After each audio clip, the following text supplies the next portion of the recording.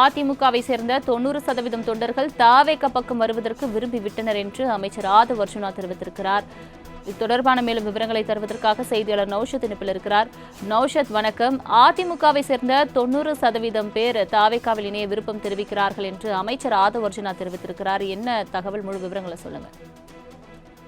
வணக்கம் சலோமி. கடந்த ஒரு வார காலமா நடக்கக்கூடிய தமிழகத்தில் பல்வேறு நிகழ்வுகளை நம்ம பார்த்துட்டு வரோம். குறிப்பா அதிமுக எம்எல்ஏக்கள் ராஜினாமா செய்ததாக இருக்கட்டும், நேற்று எஸ்கி சுப்பையா மூத்த தலைவர் அவரும் ராஜினாமா செய்ததாக இருக்கட்டும், பல்வேறு நபர்களும் அவரை தொடர்ந்து பணியில் இருக்கக்கூடிய ஒவ்வொரு தாவேகாவோட முக்கிய தலைவர் சந்தித்து தாவேகா எழுதி பார்க்க முடியுது.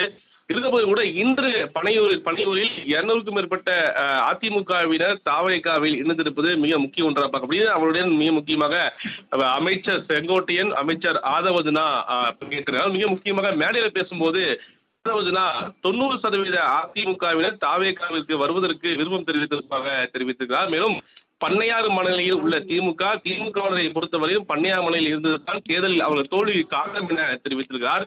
அதிமுக இணைந்து ஆட்சி அமைக்க நடத்துவதற்காக சூழ்ச்சியை அதிமுக தொண்டர்களே விரும்பவில்லை என அவர் தெரிவித்திருப்பது மிக முக்கிய ஒன்றாக பார்க்கப்படுகிறது. அதிமுக இணைந்து ஆட்சி அமைக்க கம்யூனிஸ்ட் கட்சிகள் சம்மதிக்கவில்லை என ஆதவ் தெரிவித்திருக்கிறார். பாஜகவுடன் சேர்ந்தால் அதிமுகவுக்கு தோல்வி, பாஜகவுடன் சேர்ந்ததால் தான் அதிமுக அடுத்தடுத்து தோல்விகளை சந்தித்து வருகிறது என ஆதவ் தெரிவித்திருக்கிறார். எடப்பாடி பழனிசாமியின் முடிவை ஏற்காததால் அதிமுகவினர் தாவேகா நோக்கி வந்து கொண்டிருக்கின்றனர் அமைச்சர் தெரிவித்திருக்கிறார். மேலும் தாவேகா தான் உண்மையான அதிமுக என தெரிவித்திருக்கிறார். 90% அதிமுகவினர் தாவேகா வர வேண்டும் என தயாராகிவிட்டனர். தாவேகாவில் சேர்வதற்கு யாரையும் ஆஃபர் கொடுத்து அழைக்கவில்லை எனவும் அதிமுகவில் இருந்து வருபவர்களையும் கனிவுடன் வரவேற்கும் இடத்தில் தாவேகா உள்ளதென தெரிவித்திருக்கிறார்.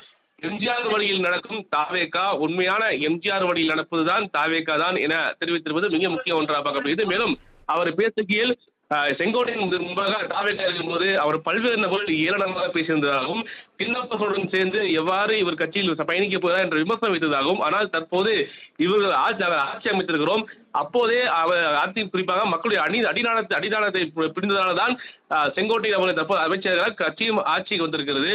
அந்த நாங்கள் தான் உண்மையான அதிமுக தெரிவித்திருப்பது மிக முக்கிய ஒன்றாக போகிறது. ஏற்கனவே விஜய் அவர்கள் தமிழகத்தை பொறுத்தும் இரு கட்சி தான் திமுக தாவேகா என தெரிவித்துள்ளார்.